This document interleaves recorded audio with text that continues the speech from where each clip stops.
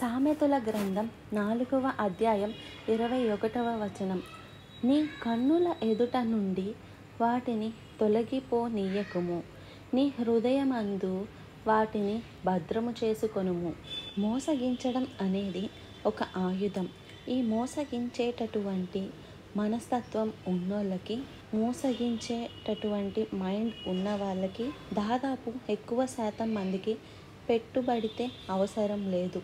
వాడు పెట్టుబడి కూడా మోసంతోనే కొడతాడు. పెట్టుబడి ఉపయోగించి దాని మీద పొందే లాభం కూడా మోసంతోనే కడతాడు. మోసపోకుడి అని మాట్లాడాడు అంటే మోసపోయే ఛాన్స్ మనకు ఉంది. మోసగాడు తిరుగుతున్నాడు. మోసపోకుడి అని ఎందుకు మాట్లాడాడు? అసలు దాని గురించి కొద్దిగా ఆలోచిద్దాం. ఏం ఆలోచిద్దాం? అసలు మనిషి ఎందుకు మోసపోతాడు?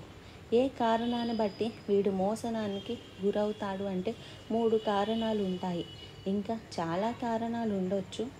మనకి 3 కారణాలు చెప్పుకుందాం. మళ్ళీ అన్ని కారణాలు ఏకవర పెడితే సరిపోదు. 3 కారణాలు.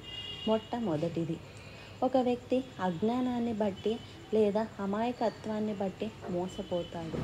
మోసపోకండి అని దేవుని వాక్యం చెప్పింది. అసలు మనిషి ఎందుకు మోసపోతాడు అన్న ప్రశ్న నేను వేసుకున్నా. అసలు మనిషి మోసపోవడానికి కారణాలు ఏంటి అనేది వేసుకుంటే అందులో మొట్టమొదటిది నాకు అర్థమైంది ఏంటంటే అజ్ఞానం లేక అమాయకత్వం. ఇప్పుడు మార్కెట్లో అన్ని వ్యాపారాలు మనకి తెలియదు. మనకి తెలిసిన వ్యాపారం మాత్రమే మనం మోసపోము.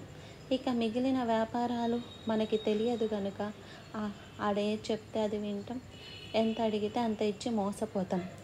వారు నకిలీది ఇచ్చినా సరే మనం మోసపోయి తెచ్చుకొని వినియోగించుకుంటాం.